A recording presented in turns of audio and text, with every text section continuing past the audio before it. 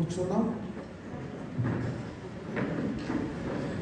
విశ్వాసం ద్వారా బ్రతికి ఉన్న వారమై, దేవుడు మనకిచ్చే నిరీక్షణను బట్టి ధైర్యం గల వారమై దేవుని ఎదుటకు మనం వచ్చాం. దేవుడు మన పట్ల చూపిస్తున్నటువంటి కృప, ఆయన సత్యములు, ఆయన చిత్తములు మన ఇష్టమే ఉండదు. కానీ మన పరిస్థితులు బట్టి మనం ఎన్నో రకాలుగా ఆలోచిస్తాం, ఉద్దేశిస్తాం. కానీ దేవుడు తన సంకల్పమునే మన బ్రతుకులో జరిగిస్తారు.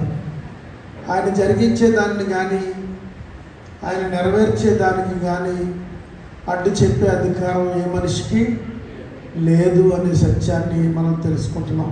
ఈరోజు నేను మీకు ఈ గొప్ప వేదనకరమైనటువంటి స్థలముగా, మరి హృదయముగా మా ఉన్నప్పటికీ స్తుతించే స్థలముగా, దేవుని గణపరిచే స్థలముగా, ఆయన ఏమాత్రం తగ్గించకూడదని, ఆయన ఏమాత్రం తీసివేయకూడదని, మనకు కలుగుతున్న పరిస్థితులను బట్టి ఆయన ఏమాత్రము మరి చిన్నతనం దేవుని నామానికి కలిగించకూడదని విశ్వాసముతో నిలిచిన వారమై, ధైర్యముతో నిలిచిన వారమై ఈ వాక్యాన్ని దేవుని పేరిట మీకు అందించడానికి, ఆయన నామము ఏ స్థితిలోనూ తగ్గించబడకూడదని, ఆయన నామము ఎల్లప్పుడూ హెచ్చించబడాలని, నిలిచిన నన్ను బలపరచాలని చిన్న ప్రార్థన చేద్దాం. తనలో వచ్చినట్టయితే మహాగండ, మీరు బలపరచువారు, స్థిరపరచువారు.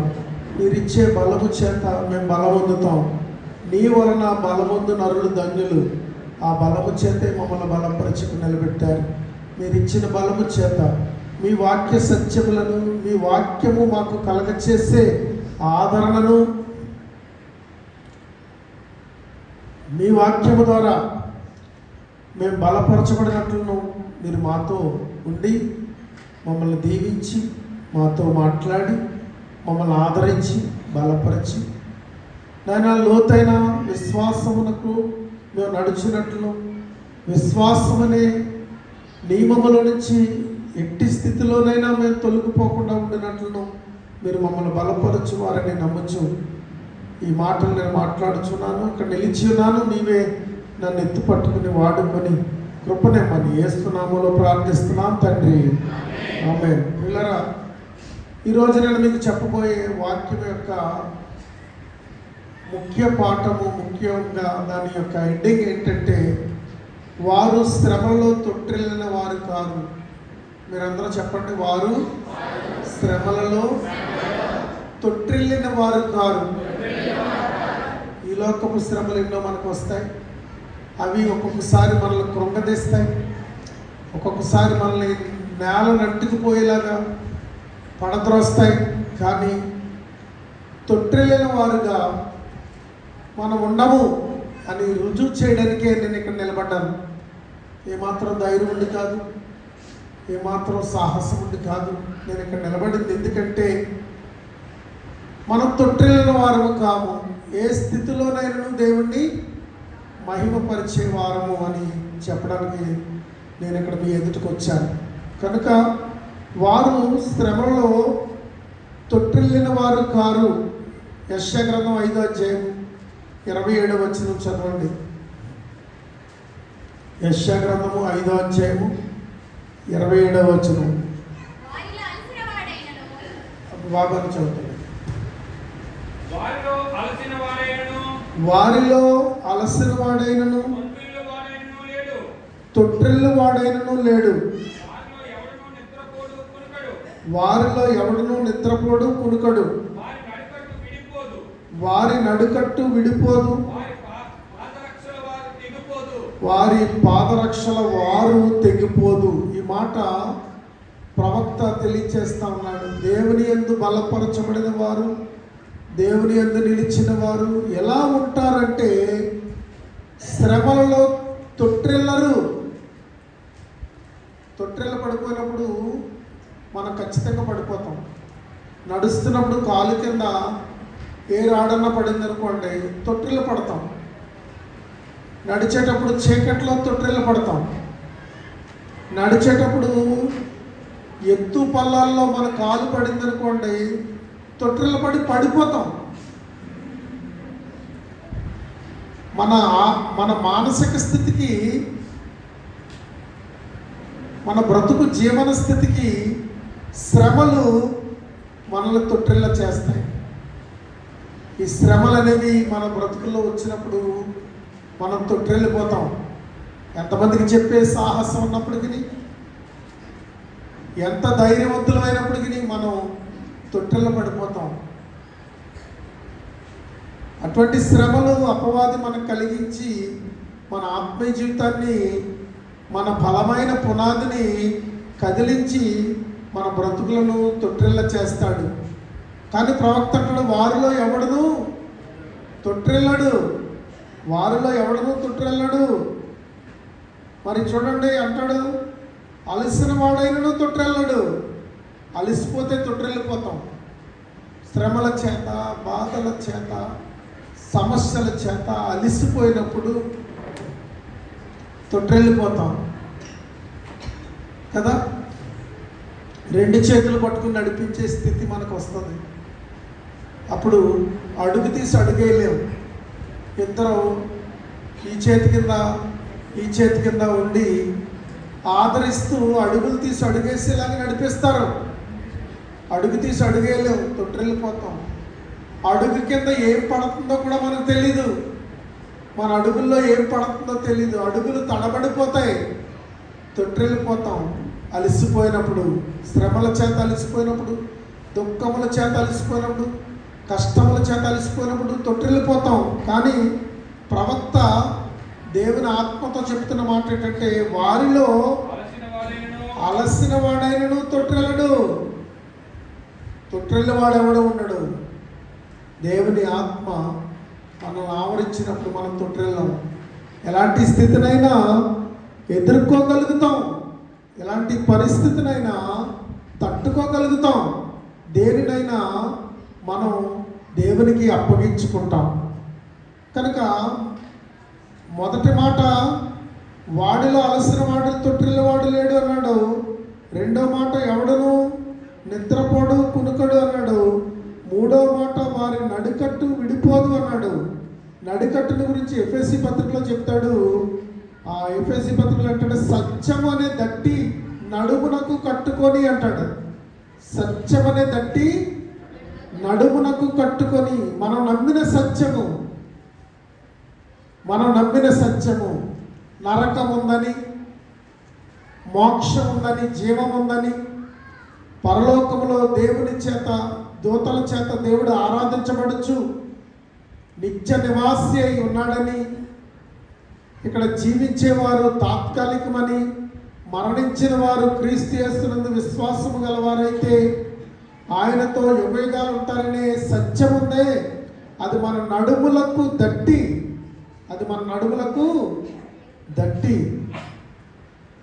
ఈ దట్టి విడిపోదంట. వారి పాదరక్షల వారు తెగిపోదంట. పాదరక్షల గురించి ఎఫెసీలతో పౌలు గారు ఏమంటాడంటే, సిద్ధ మనస్సు అనే జోడు అంటాడు. పాదరక్షల గురించి ఏమంటాడు? పాదరక్షలు అంటే చెప్పులు. దాని గురించి పౌలు గారు అంటాడు, సిద్ధ మనస్సు అనే జోడు. మనం సిద్ధపడి ఉన్నాం, అన్నిటికీ సిద్ధపడిన వారు అని చెప్తున్నాం. ఈరోజు నేను ఇక్కడ ఎందుకు నిలబడ్డానంటే, నేను దేవుని కొరకు సిద్ధపడిన నాడు అన్నిటికీ సిద్ధపడ్డాను. దేనికైనా, కరువుకైనా, శ్రమకైనా, హింసకైనా, కష్టానికైనా, మరణాన్ని ఎదుర్కోవడానికైనా సిద్ధపడి ఈ నాగట మీద చెయ్యేసాం. చాలామంది సేవకులను కొడుతున్నారు. చాలా చోట్ల సువార్థికుల్ని చంపేస్తున్నారు. కఠినమైన చావులు జరుగుతున్నాయి. క్రైస్తవ వ్యతిరేకవాదులు చాలామందిని హింసిస్తున్నారు, విశ్వాసుల్ని చంపేస్తున్నారు. మణిపూర్లో జరిగిన సంఘటనలో ఎంతోమంది క్రైస్తవులు ఊచకోత కొయ్యబడ్డారు. ఆ అవయవాల ఫోటోలు పెడుతుంటే వీడియోల్లో, వాట్సాప్లో చూసి అయ్యో అని విచారపడి బాధపడ్డాం. వాళ్ళు క్రీస్తు పేరట మరణమునకైనను సిద్ధపడిన వారని నేను చెప్తా ఉన్నాను. ఈరోజు క్రీస్తు ప్రభు యొద్దకు వచ్చినప్పుడు అన్నిటికీ మనము సిద్ధపడిన వారమై ఉండగలిగేదే సిద్ధ మనస్సు అనే జోడు. చెప్పాలి, మీరు నాతో మాట్లాడాలి. సిద్ధ మనసు అనే జోడు, సిద్ధ మనస్సు. కనుక వారి పాదరక్షణ వారు తెగిపోదు. అంటే సిద్ధ మనసు ఎప్పటికీ కూడా వెనక్కి దిగజారిపోదు. సిద్ధపడిన మనసే. ఆదివారం చర్చిలో పాస్టర్ గారు వాక్యం చెప్తారు, దైవజనులు వాక్యం చెప్తారని మీరు నమ్మి వచ్చారు. మీరు ఇంతమంది నమ్మి వచ్చినప్పుడు నేను మనోవేదనతో ఉన్నాననియో, విచారంలో ఉన్నాననియో, బాధలో ఉన్నాననియో, నా ఇంట్లో కూర్చుండి నేను దిగులు పడుతూ ఉంటే నాకు సిద్ధ మనసు లేనట్టే. సిద్ధ మనసు అనే చెప్పుల వారు తెగిపోదు. నడుమునకు సత్యమనే దట్టి విడిపోదు అని ప్రవక్త చెప్తా ఉన్నాడు. ఈ సత్యాన్ని నమ్మినటువంటి వారి జీవితాల్లో ఉన్నటువంటి బలాన్ని మనం చూసినప్పుడు ఒక వ్యక్తి దావీదు గారు చాలా సందర్భాల్లో మనకు వస్తూ ఉంటారు. దావీదు మహాభక్తుడు, దేవుని హృదయానుసారుడు. దావీదు దేవుని యందు లోతైన విశ్వాసమును అనుభవమును కలిగి ఉన్నాడు. అతడు జీవితంలో జరిగిన సందర్భం ఏంటంటే, మరి సమూయేలు గ్రంథం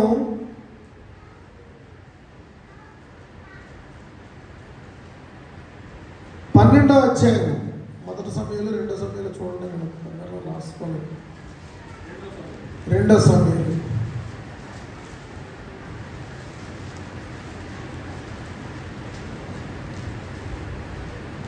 2వ సమూయేలు గ్రంథము 12వ అధ్యాయంలో దావీదు యొక్క బిడ్డ శ్రమ పాలైపోతాడు.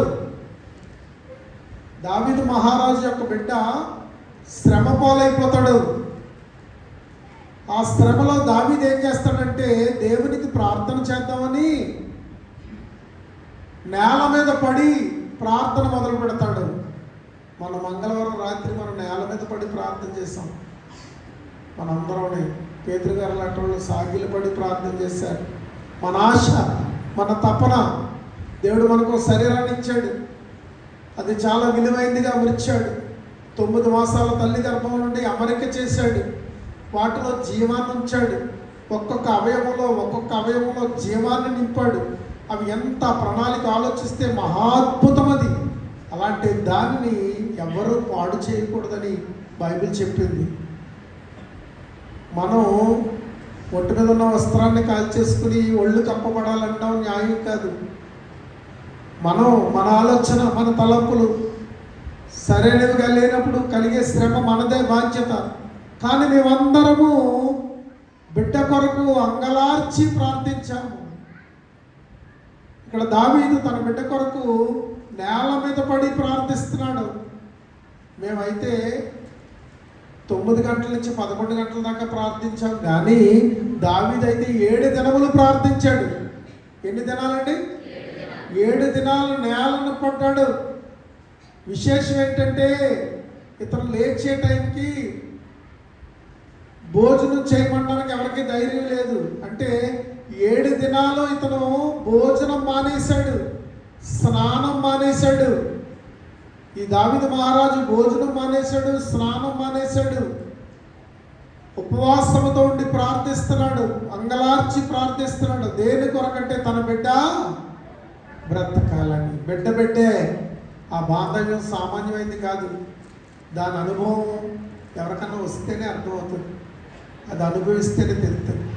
కనుక దావీదు అనుభవిస్తున్నాడు. ఇక్కడ తన బిడ్డ చావు బ్రతుకుల్లో ఉన్నాడు, మరణ పడక మీద ఉన్నాడు. ఆ బిడ్డ కోసం అంగలార్చి ప్రార్థిస్తున్నాడు. 12వ అధ్యాయం 19వ వచనం మధ్యలో నుంచి చదవండి.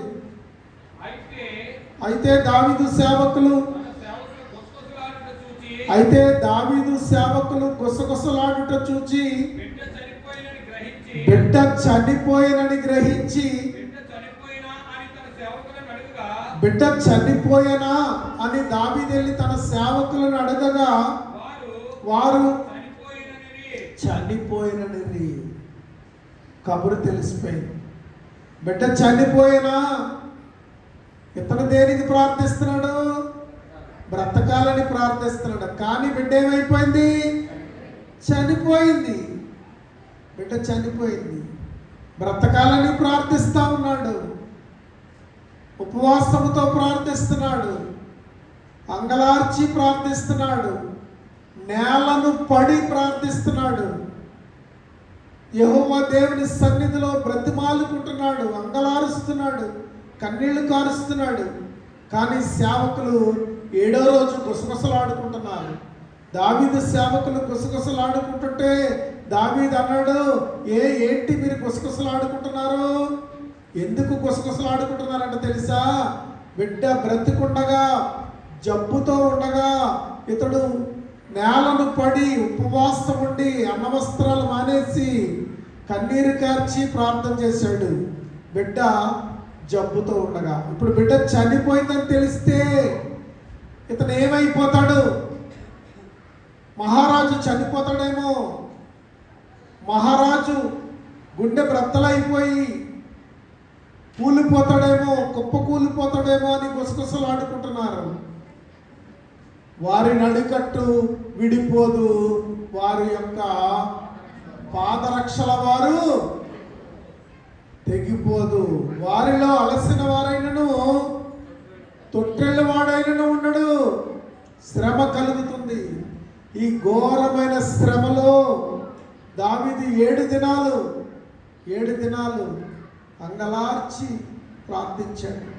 ప్రయోజనం లేకపోయింది. బిడ్డ చనిపోయింది. బిడ్డ చనిపోయిన తర్వాత దావీదు అంటాడు,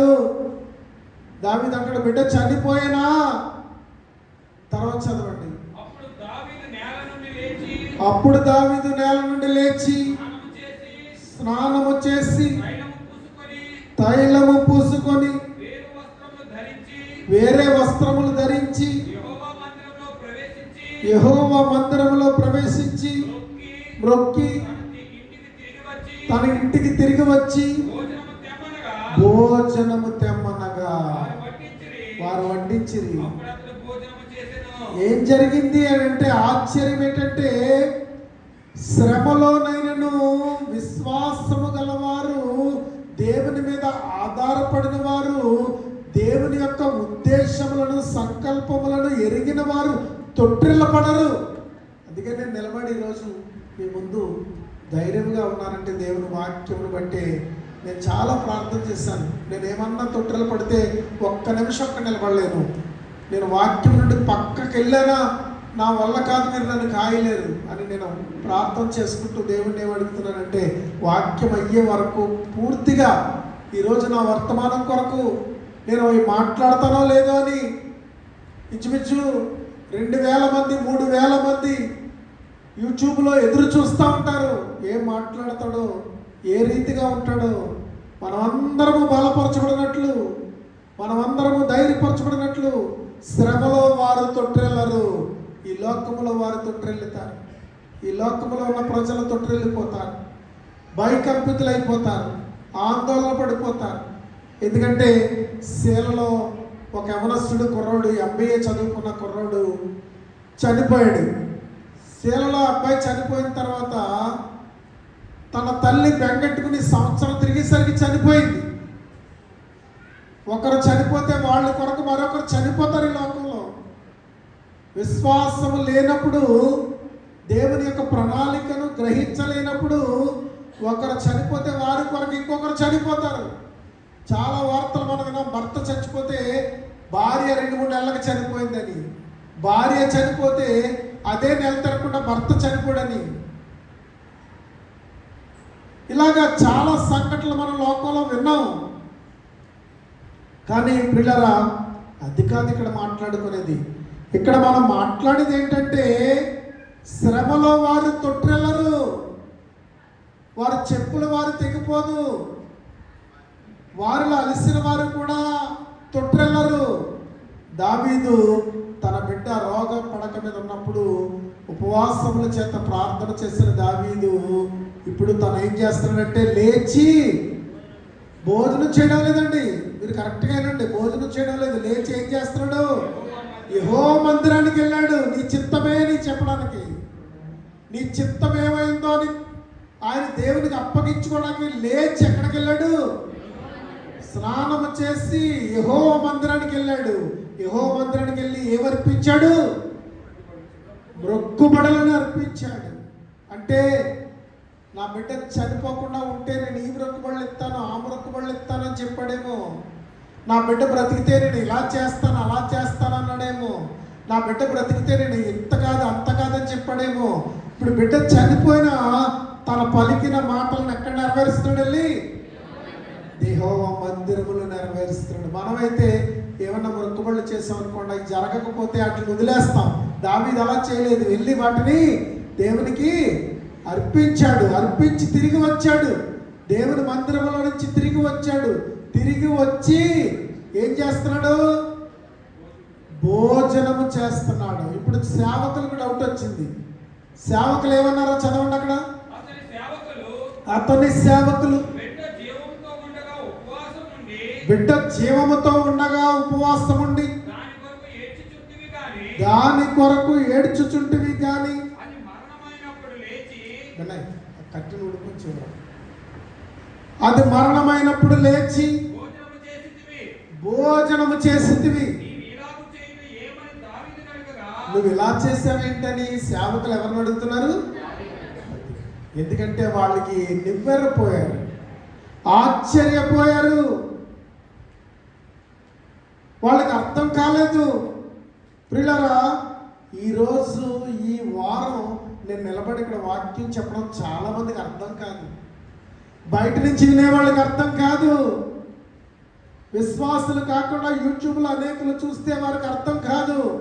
ఏది ఎంత సంఘటన జరిగితే ఆదివారం నాడు వాక్యం చెప్పాడా, అది అందరికీ అర్థం కాదు. ప్రియులారా, అందరి వల్ల కాదు, అది అందరికీ అర్థం కాదు.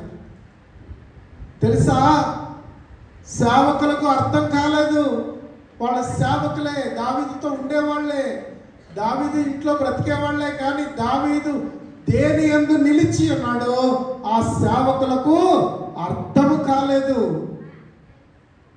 గమనించండి పిల్లరా, ఈరోజు నేను నిలబడింది కేవలం నా కొరకు కాదు, కానీ మీ అందరి దృఢత్వం కోసం నిలబడ్డాను. నేను మీ అందరి విశ్వాసం కొరకు. ఎంత దెబ్బ తగిలినా, ఏ స్థితి అయినా, నా ఎముక మిగిలిపోయినా నేను నిలిచి ఉంటానని చెప్పిన విశ్వాసుల్లాగా, భక్తుల్లాగా మన బ్రతుకులు ఉండాలని మీ ముందు నిలబడ్డా.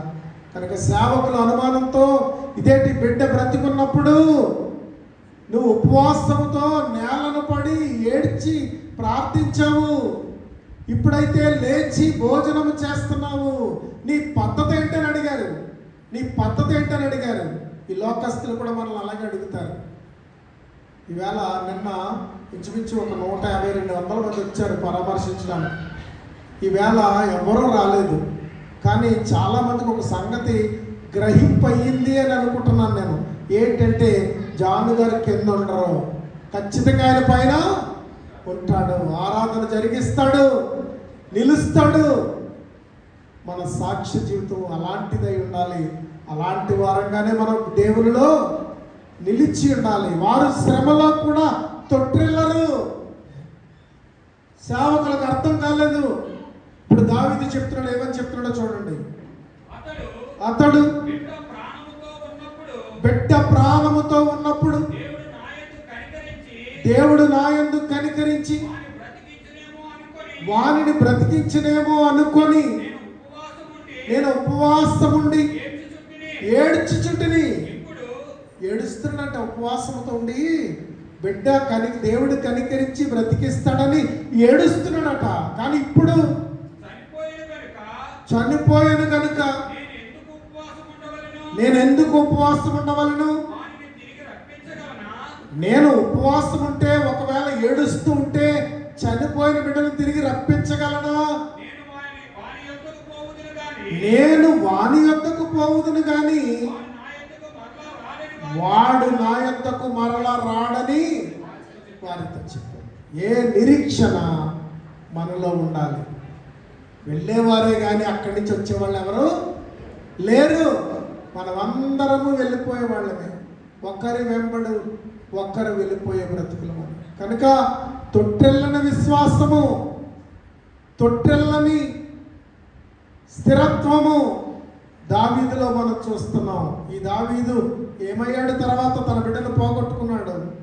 2 సమయాలు 3:2-5 చదివినప్పుడు దావీదు నిలిచిన తర్వాత పొందిన మేలేంటంటే 2 సమయాలు 3:2-5 వరకు హెబ్రోనులో దావీదుకు పుట్టిన కుమారులు ఎవరనగా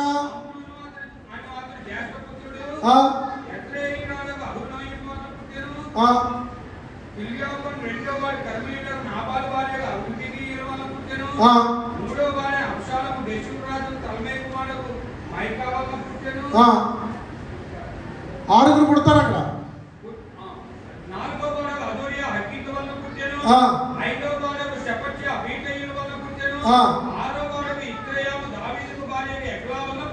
ఒక్కళ్ళు పోగొట్టుకున్నాడు కానీ దావీదుకి తర్వాత ఎంతమంది దొరికారు? ఆరుగురు. ఇంకా 5 అధ్యాయం 13-16 దాకా చదవండి. 5 అధ్యాయము.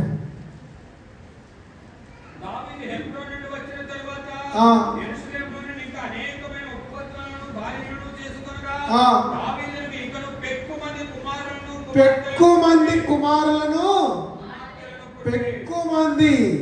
ఈరోజు నేను ఏది పోగొట్టుకున్నా నా చుట్టూ ఉన్న వాళ్ళందరూ నా కుమార్తెలే. నేను బిడ్డలుగానే భావిస్తా. సింధు డ్యూటీ నుంచి వచ్చేది అలసిపోయి హాస్పిటల్లో ఎంత కష్టపడుతుందో, తన ప్రయాస ఏంటో మాకు ముందు తెలిసేది కాదు. ఇప్పుడు మేము చూసిన తర్వాత ఆ బిడ్డ ప్రయాస ఎంతో మాకు తెలిసింది. అంత తెలియక ముందు కూడా వచ్చి సోఫాలో పడుకుంటుపోతే నేను అంటానమ్మా, పిల్ల తలగా నెట్టు చూడు, అక్కడ ఫ్యాన్ వేసుకోకుండా పడుకుంది. 2-3 గంటలు అయిపోయిన తర్వాత లేపుకొచ్చి అన్నం పెట్టు, అది చాలా అలసిపోయి వచ్చింది అని నేను సింధు కోసం పాస్టర్ గారికి ఎన్నోసార్లు చెప్తూ ఉంటాను. ఎందుకంటే అమ్మాయి నర్సుగా పనిచేసి వచ్చి అలసిపోయి పడిపోద్ది ఇంట్లో. ఆ ఒక్కరిత వాళ్ళ ఇంట్లో పడుకోలేక మా ఇంట్లోకి వచ్చి పడుకుండిపోతూ ఉంటాం. ఏ బిడ్డ అలసిపోయినా, ఏ బిడ్డ కృంగిపోయినా, ఏ బిడ్డ నలిగిపోయినా, ఏ బిడ్డ వేదన పడినా మేము వారి కొరకు తపన పడుతూనే ఉంటాం, ప్రయాస పడుతూనే ఉంటాం. ఎందుకంటే నేను చెప్తాను, ఎవరికన్నా చెప్పినప్పుడు మా చర్చిలో యవనస్తులైన పిల్లలు ఒక 60 మంది, యవనస్తులైన కుర్రోళ్ళు ఒక 40 మంది, 100 మంది ఉన్నారు. కనుక దావీదు అంటాడు, దావీదుకి దేవుడు చేసిన మేలు ఏంటంటే ఈ శ్రమ తర్వాత చేసిన మేలని పెక్కు మంది కుమార్తెలు పుట్టారు. తన పొందుకున్నటువంటి మేలును చూచినప్పుడు దావీదు శ్రమలో తొట్టెళ్ళ పడకూడదు అని మనకు కూడా తెలుస్తుంది. మనం కూడా శ్రమలో తొట్టెళ్ళ పడేవారుగా మనం ఉండకూడదనే విషయాన్ని మనం గమనించాలి. అది దావీదు జీవితంలో జరిగిన ప్రగాఢ సత్యాన్ని మనం చూస్తూ ఉన్నాం. అలాగే యోబు భక్తుడు ఎలా మాట్లాడుతూ ఉన్నాడు? 1 అధ్యాయం 19-22 దాకా చదువుదాం. యోబు భక్తుడు ఏమంటున్నాడు? మనకి సాక్ష్యాధారాలు ఉన్నాయి, మన ముందు విశ్వాసుల సమూహం ఉంది. ఇంత గొప్ప సమూహము మేఘము వలె ఆవరించి ఉంది. అవే మనల్ని బలపరుస్తాయి, అవే మనల్ని బ్రతికిస్తాయి, అవే మనల్ని బ్రతికిస్తూ ఉన్నాయి. మరొక వ్యక్తిని చూస్తున్నాం. యోబు 1 అధ్యాయం 19 నుంచి ఏమని మాట్లాడుతున్నాడు? గొప్ప సుడిగాలి అరణ్య మార్గముగా వచ్చి ఆ ఇంటి 4 మూలలను కొట్టగా అది యవ్వనుల మీద పడినందున చనిపోయారు. ఎంతమంది చనిపోయారు అక్కడ? 10 మంది చనిపోయారు. 10 మంది యోబుకి ఏమవుతారు? కుమార్తెలు. ఒక్కటి కాదండి ప్రియులరా, ఒక్క బిడ్డ కాదు చనిపోతా. మనం చాలా బలహీనం, కృంగిపోతాం. ఒక్క బిడ్డ కాదు యోబుకి చనిపోతా. సుడిగాలి వచ్చి ఆ ఇంటి మీద 4 మూలల్ని కొట్టగా ఆ బరువైన ఇల్లు, బలమైన ఇల్లు ఆ బిడ్డల మీద పడిపోయింది. పడిపోయినప్పుడు 10 మంది చచ్చిపోయారు.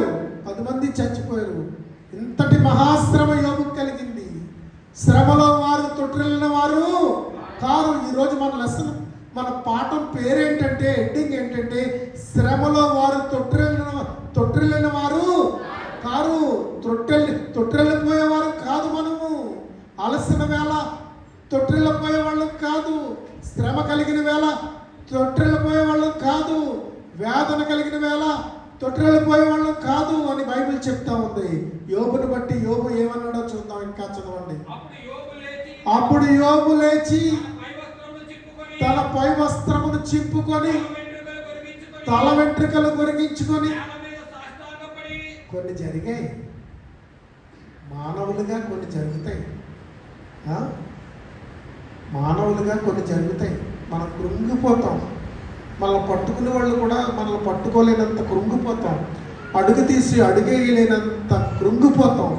యోబు ఏం చేశాడంటే, పై వస్త్రాన్ని తీసేసి తల వెంట్రుకలు కొరిగించుకుని నేల మీద సాష్టాంగంగా కూలిపోయి నమస్కారం చేసి ఇలాగంటున్నాడు. ఎలాంటి విశ్వాసం ఈ భక్తుడిది నీకు నాకు కలిగి ఉండాలి. ఈరోజు నా ఇంట్లో కలిగింది, నాకు కలిగింది. నేను నిలిచానని మీకు కనబడ్డానికే ఇక్కడ నిలబడ్డాను, కేవలం ఇంకోటి ఏది కాదు. కానీ రేపు నువ్వు కూడా నిలిచుండేవాడిగా ఉండాలని నీకు మాదిరిగా నిలిచిన నేను, ఇక్కడ వచ్చిన 400-500 మందికి కాపరిగా ఉన్న నేను ఒక మోడల్గా ఉండాలే తప్ప కానీ కేవలము సామాన్యుడిగా, తొట్టిల్లిపోయేవాడిగా, కృంగిపోయేవాడిగా ఉండకూడదని మీ ముందు నిలిచి నేను మాట్లాడుతున్నటువంటి దైవ సందేశం ఇది. అతను లేచి తల వెంట్రుకలు కొరికించుకుని పై వస్త్రం తీసేసి సాష్టాంగ నమస్కారం చేసి ఏమంటున్నాడంటే, నేను నా తల్లి గర్భంలో నుంచి దిగంబరనై వచ్చింది. దిగంబరనై అక్కడికి తిరిగి వెళ్ళి. సాతాను కొన్ని కార్యాలు ఓరవలేడు, కొన్ని కార్యాలు సాతాను ఓర్చుకోలేడు, సహించలేడు. ఫిబ్రవరి నెల 27వ తారీఖు మా ఈ కుటుంబంలో ఫంక్షన్ జరిగింది. ఆ ఫంక్షన్కి మేము పిలవబడ్డాం. మా కారు ఎప్పుడు కదులుతున్నప్పుడు మేము కాకుండా చర్చిలో పిల్లలు ఎవరొకరు ఉంటారు, కానీ ఆ ఫంక్షన్కి ఎవరో రాలేదు. కాకినాడలో మా చిన్న పాపాళ్ళ కుటుంబం ఎక్కింది భర్త బిడ్డలోని. తాళరేవులకు వచ్చిన సుగుణ భర్త బిడ్డలో ఎక్కారు, మేము ఎక్కాం.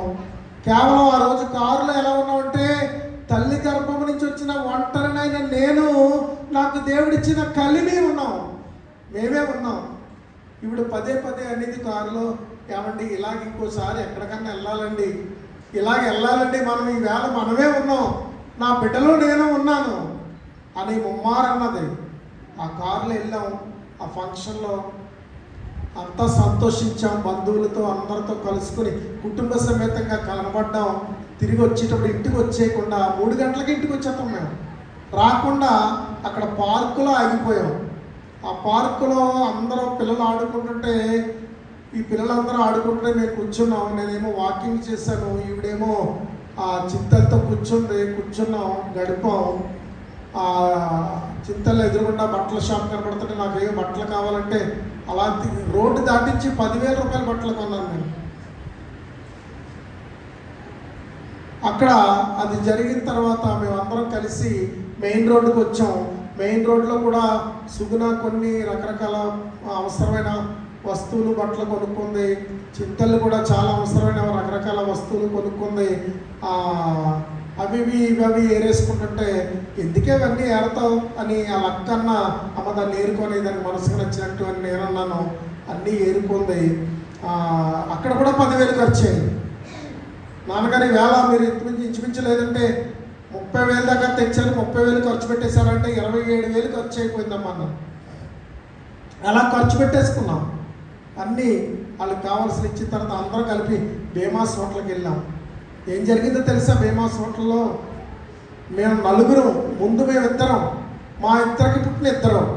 మేము షాపులో ఆగిపోతే వివేకు తన పిల్లలు, రాజశేఖర్ తన పిల్లలు వెళ్ళి 6 సీట్లున్న బల్ల మీద కూర్చున్నారు. హోటల్లో 6 సీట్లున్న బల్ల మీద కూర్చుని వాళ్ళు అక్కడే ఉండిపోయారు. వాళ్ళు 6 సీట్లలో మేము యాడ్ అవ్వలేక ఇంకో 4 సీట్లు ఉన్న చోట మేము కూర్చున్నాం. మేము నలుగురమే టిఫిన్లు ఆర్డర్ పెట్టాం. ఎవరికి కావాల్సిన వాళ్ళు ఆర్డర్ పెట్టారు.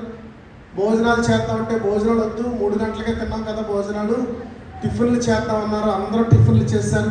ఆ టేబుల్ మీద బిలబిలలు ఆడుతూ వాళ్ళందరూ పిల్లలు ఆ తండ్రులు అక్కడ తిన్నారు. మా తల్లి బిడ్డలు ఇక్కడ తిన్నాం. ఆవిడ అక్కడ కూడా అన్నది, ఏమంటే మన నలుగురువే ఇక్కడికి వచ్చాం చూసారా, నా నుంచి వచ్చిన వాళ్ళు ఎంతమంది అని ఆవిడ అనుకుంది. నేను కూడా తల్లి గర్భం నుంచి వచ్చిన నా దీన బ్రతుకు కలిగిన వారు ఎంతమంది అని నేను అనుకున్నాను. అపవాది వారలే పోయింది. మళ్ళీ 27 వచ్చేసరికి కార్యక్రమం వచ్చింది. సరే పిల్లరా, విశ్వాసముతో నిలిచే శక్తి దేవుడు మనకి ఇవ్వాలి. యోబు అంటాడు, తల్లి గర్భము నుండి నేను దిగంబరనే వచ్చి తిని దిగంబరనే అక్కడికి తిరిగి వెళ్ళదను. యెహోవా ఇచ్చెను, యెహోవా తీసుకొని పోయెను. యెహోవా నామమునకు స్తుతి కలుగును గాక. యోబు చెప్తున్నాడు, దేవుడు ఇచ్చాను, ఆయనకి ఇష్టమైన టైంలో ఆయన నచ్చిన దాన్ని తీసుకొనను. నేను ఎక్కడన్నా స్మారక కూటాలు జరిగితే నాకు అవకాశం ఇస్తే నేనేం చెప్తానంటే, అందమైన గులాబీ తోట ఉందట, ఆ అందమైన గులాబీ తోటకి యజమాని వచ్చాడట, ఆ తోటలో రకరకాల అందమైన పువ్వులు ఉన్నాయంట. ఒక చిన్నారి గులాబీ చెట్టు ఒక్క పువ్వే పూసుకుందట, చాలా పెద్ద గులాబీ చెట్లు చాలా పువ్వులు పూసుకున్నాయంట. ఈ తోటలో తిరుగుతున్న యజమానిని తోటమాలి తిప్పుతున్నాడట, అయ్యా ఈ తోటకి నీళ్ళు వేస్తున్నాను, ఈ తోటకి కంచి కడుతున్నాను, ఇది అందమైన పువ్వులు పూస్తుంది, అయ్యా ఇవన్నీ మీ చలవ వలన ఈ తోట ఎంత బాగుందని యజమానితో చెప్తున్నాడట. నడుస్తున్న యజమాని ఆ చిన్న గులాబీ మొక్క దగ్గరకు వచ్చి ఆ ఒక్కటే పువ్వున్న గులాబీ పువ్వును కోసుకుని తన కోటుకు పెట్టుకున్నాడట. ఆ చిన్న గులాబీ మొక్క అన్నదంట, అయ్యా ఇన్ని పెద్ద చెట్లు ఉన్నాయే, ఒక్కొక్క చెట్టుకి 10 పువ్వులు ఉన్నాయే, అన్నీ మానేసి నేను ఒక్కదాన్నే ఉండి ఒక్కటే పువ్వు కలిగి ఉన్న నా పువ్వును కోసుకోవడం నీకు న్యాయమా అని ఆ చిన్న గులాబీ మొక్క బాధపడుతుంటే మిగతా గులాబీ చెట్లు అన్నాయంట, పిచ్చిదానా, అతని తోట యజమాని, అతని వల్లే మనం బ్రతుకుతున్నాం, అతని వల్లే మనం అందరం ఉన్నాం. మా చెట్టు పువ్వు కోసుకుంటే బాగుందని మేము ఆతృత పడుతున్నాం అతను తోటలో తిరుగుతున్నప్పుడు. కానీ అతను నీ దగ్గరికి వచ్చి నీ చెట్టు పువ్వు కోసుకున్నాడు. ఆయనకి ఇష్టమైంది. యజమాని కోటి మీదకి వెళ్ళినా నీ బిడ్డ ధన్యురాలు. పిల్లరా, యోబు అదే అన్నాడు. యోబు ఏమన్నాడంటే, యెహోవా ఇచ్చెను, యెహోవా తీసుకొనెను, యెహోవా నామమునకు స్తుతి కలుగును గాక. అంత గొప్ప నిరీక్షణ ఆ యొక్క యోబులో మనం చూస్తున్నాం.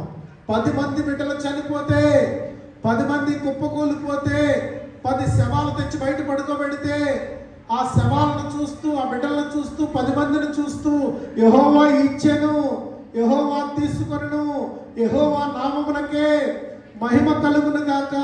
నేను నా తల్లి గర్భం నుంచి ఒంటరిగా వచ్చాను, నేను ఒంటరిగా వెళ్ళిపోతానని చెప్పినటువంటి యోబు జీవితం ఎంత అద్భుతమైనదో మనం గమనిస్తున్నాం. 1 సమూయేలు గ్రంథము 2:9 చదవండి.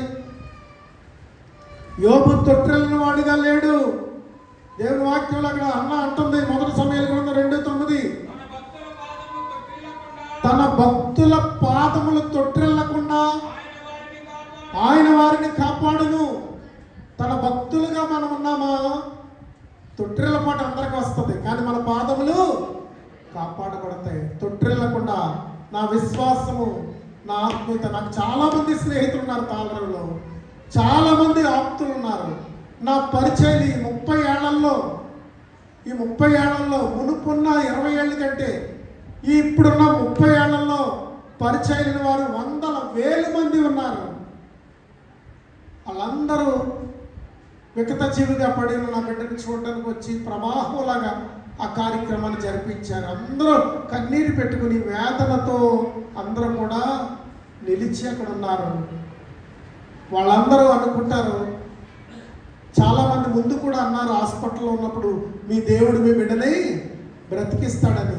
అన్యుల నోట ఆ మాట అది నిందాస్పదంగానే మిగిలిపోద్ది. కానీ విశ్వాసుల నోటికి వచ్చేసరికి, విశ్వాసునైన నేను, నిరీక్షణ గలవాడనైన నేను, దేవుని సేవకుడిగా ఉన్న నేను, మరి ఆ యొక్క తొట్టెల్ల పడకుండా నా పాదములను నిలబెట్టుకోవాలనుకునే విశ్వాసమును అంగీకరించిన నేను ఈరోజు నిలబడి మీ ముందు ఏం మాట్లాడుతున్నానంటే, యెహోవా ఇచ్చెను, యెహోవా నామమునకు, యెహోవా తన భక్తుల ప్రాణములను తొట్టెల్లనీయడు. 2:4 చదవండి. పిల్లరా గమనించండి, ఆయన సేవకుడు జాన్ గారు, ఆయన సేవకుడు, ప్రార్థనాపరుడు. ఆయన ప్రార్థన చేస్తే చాలా సంగతులు జరిగాయి. మీకు తెలుసు, సంఘంలో ఎన్నో సంగతులు జరిగాయి. 6 క్యాన్సర్ పేషెంట్లు మన సంఘంలో బ్రతికారు. చావు బ్రతుకులకి వెళ్ళిపోయిన వాళ్ళు బ్రతికారు. రక్తం కక్కుకునే వాళ్ళు బ్రతికారు. గుండె జబ్బు పేషెంట్లు బ్రతికారు. బిడ్డలు లేని వాళ్ళకి బిడ్డలు పుట్టారు. వేదన పాలైపోయిన కుటుంబాలు స్థిరపడ్డాయి. గృహాలు లేని వాళ్ళకి గృహాలు కలిగాయి. జాబులు లేని వాళ్ళకి జాబులు వచ్చాయి. వివాహాలు కాని వాళ్ళకి వివాహాలు అయిపోయాయి. ఇవన్నీ మనం ఎప్పుడు మాట్లాడుకునేవే. ఇన్ని జరిగిన తర్వాత ఈరోజు ఇది జరగలేదు అనడానికి అదే అన్న అంటుంది, ఎవరు ఒంగిపోతారు? ప్రఖ్యాతి నొందిన విలికాండ్రు ఓడిపోతారు. ఒక్కొక్కసారి ప్రఖ్యాతి నొందిన వారి జీవితాల్లో కూడా శ్రమలు వాటిల్లుతాయి. ఇదిగో తాళ్ళరేవు మండలంలో ఎంతో ప్రఖ్యాతి గాంచానని తాళ్ళరేవు పాస్టర్స్, తాళ్ళరేవులో ఉన్న ఇంచుమించు 30-40 వేల మంది క్రైస్తవులు ఒక యూనియన్లో ఒక వైస్ ప్రెసిడెంట్గా నన్ను ఎన్నిక చేసుకున్నారు. వచ్చిన సేవకులు, అయ్యో ఎంత దృఢమైన వాడు, ఎంత బాగా మాట్లాడేవాడు, ఎంత స్థిరమైన వాడు, ఎంత దెబ్బతిన్నాడే అని తలలు ఊపుతున్నారు నా దగ్గరికి వచ్చి. కానీ వాక్యం ఏం చెప్తుందంటే, ప్రఖ్యాతి నొందిన విలిగాండ్రు ఓడిపోతారు. తొట్టిల్లిన వారు అది తొట్టిల్లిపోతాం. శ్రమలో తొట్టిల్ల పాటు కలుగుతుంది. అందుకే యోబు నేలను పడిపోయాడు, దావీదు నేలను పడిపోయాడు. వస్త్రాలు తీసేశారు, పై వస్త్రాలు చిప్పేసుకున్నారు, కన్నీరు కార్చారు, ఏడ్చారు. కానీ వారు తొట్టిల్లకుండా వారి పాదములను ఎవరు కాపాడారు? దేవుడే కాపాడాడనే విషయం 7వ వచనం చదవండి. యెహోవా దారిద్ర్యమును ఐశ్వర్యమును కలుగ చేయవాడు, కృంగ చేయవాడును. ఎక్కడైతే మనం కృంగిపోయామో అక్కడే మనం లేవనెత్తబడతాము. ఎక్కడైతే కృంగిపోయామో మనం దేవుని చేత అక్కడే లేవనెత్తబడతాము. అదే చెప్తుంది దేవుని వాక్యం. కృంగిన వేళ తొట్టిల్లిన పాదములు కలిగిన వారంగా మనం ఉండకుండా, శ్రమ కాలంలో, వేదన కాలంలో వారు తొట్టిల్లిన వారు కారు. తొట్టిల్లిన వారు కారు. దావీదుని బట్టి, యోబుని బట్టి, యోబు జీవితంలో ఏం జరిగిందో చూద్దాం. యోబు 42:12 చదవండి. యోబు 42:12. మరియు అతనికి 7 కుమారులను 3 కుమార్తెలను కలిగిరి. అతని జీవితంలో మళ్ళీ 10 మంది బిడ్డలను దేవుడు అతనికి ఏది కోల్పోయాడో తిరిగి దానిని వారి కళ్ళ ముందు నిలబెట్టాడు. అదే కాకుండా యోబుకి ఎలాంటి శక్తి ఇచ్చాడంటే 42:8 చదవండి. పైగా కలిగిన భాగ్యం ఏంటంటే,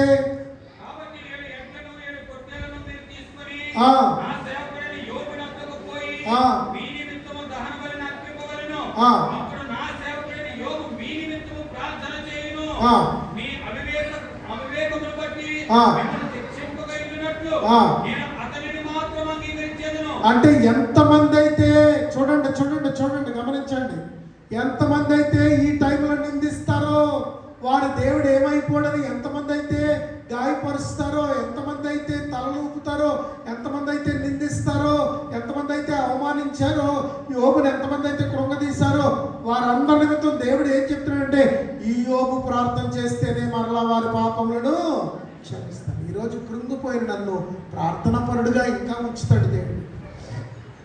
నన్నేమీ కూలిపోయినాడు ఆయన, ప్రార్థనా పరుడుగా నన్ను ఉంచుతాడు. నేను ప్రార్థించేవాడుగాను, ప్రార్థన ఫలములు పొందేవారుగాను అనేకులను ఉంచుతాడు దేవుడు. యోబు ఇప్పుడు ఎలా ఉన్నాడో తెలుసా? ఇంత కృంగిపోయిన యోబు, ఇంత కూలిపోయిన యోబు ఇప్పుడు ఎలాగున్నాడో తెలుసా?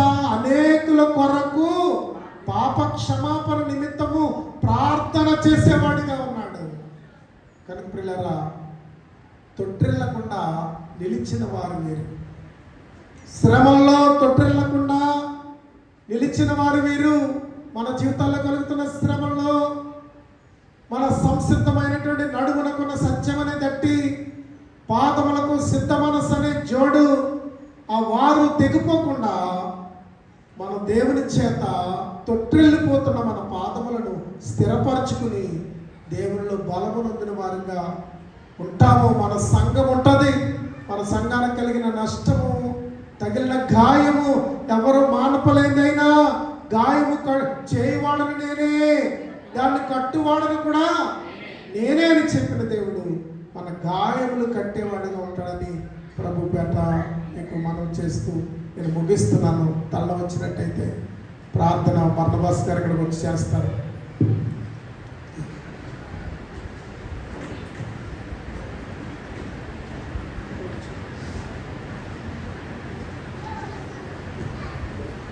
ప్రార్థన తల్ల వచ్చండి, ఏకీభవించండి. ప్రార్థన చేసుకోవచ్చు. మహాగరుడు తండ్రి, మీకు వందనాలు, స్తోత్రాలు, స్తుతులు ప్రభా. కృంగిన వారిని లేవనెత్తివాడు, బలహీనులను బలపరచువాడు, మీ కొరకు వాడుకొని నిలువబెట్టుకోగలిగినటువంటి దేవుడు తండ్రి. ఏ పాటి వారము మా జీవితాలు ఏ పాటివి తండ్రి.